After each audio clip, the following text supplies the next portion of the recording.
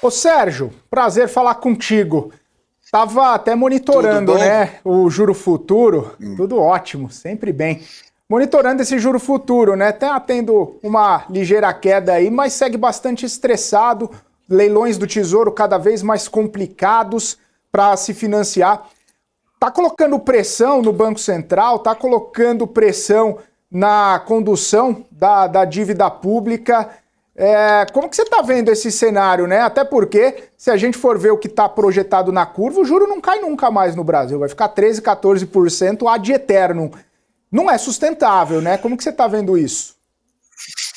Bom, esse é um problema, mas é o que eu falei antes, né?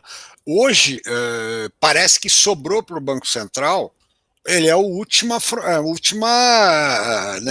o último bastião nessa guerra para defender. Porque na medida que não existe, do lado do executivo, nem do lado do, do legislativo, uma ação contundente para diminuir vamos dizer, essas dúvidas e esse desequilíbrio futuro, sobra para o Banco Central.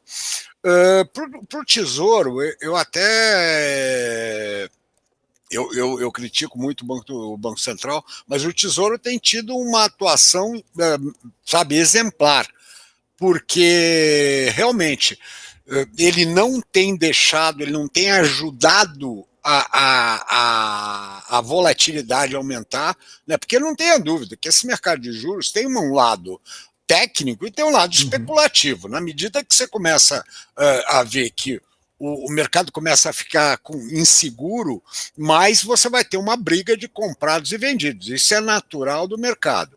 Mas então, nessa hora, com certeza, é a função do Banco do Tesouro não ajudar. Então, ele ter reduzido, porque você imagina, se ele tem tido dificuldade de vender volumes menores, imagina se ele mantivesse os volumes que ele vendia até então. Né? Então, nesse ponto, ele tem sido positivo.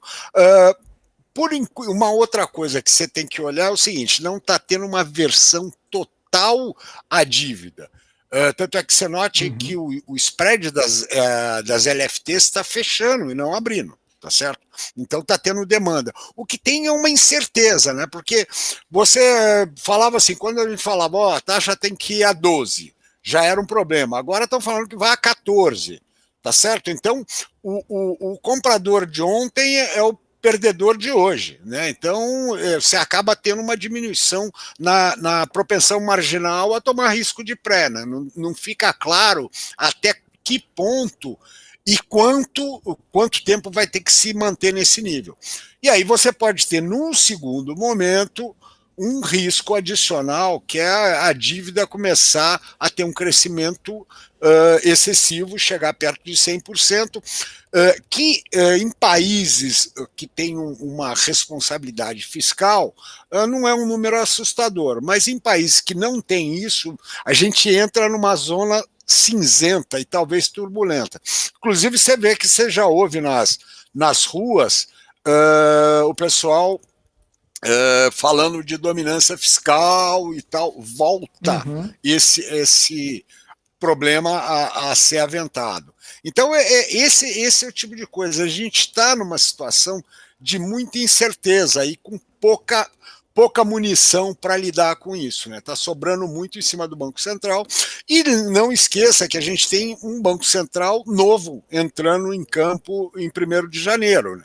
Que por mais que o mercado, vamos dizer, as nomeações não foram ruins, ao contrário, são, vamos dizer, na comunidade de economistas, de traders, foi Uhum. bem recebida, tá certo? Não tem nomes não ligados ao próprio Banco Central, e quem veio de fora com uma vivência prática de mercado, né, num grande banco, ou seja, não houve assim, num primeiro instante, nenhuma daquelas indicações políticas que poderiam gerar uma ansiedade maior no mercado.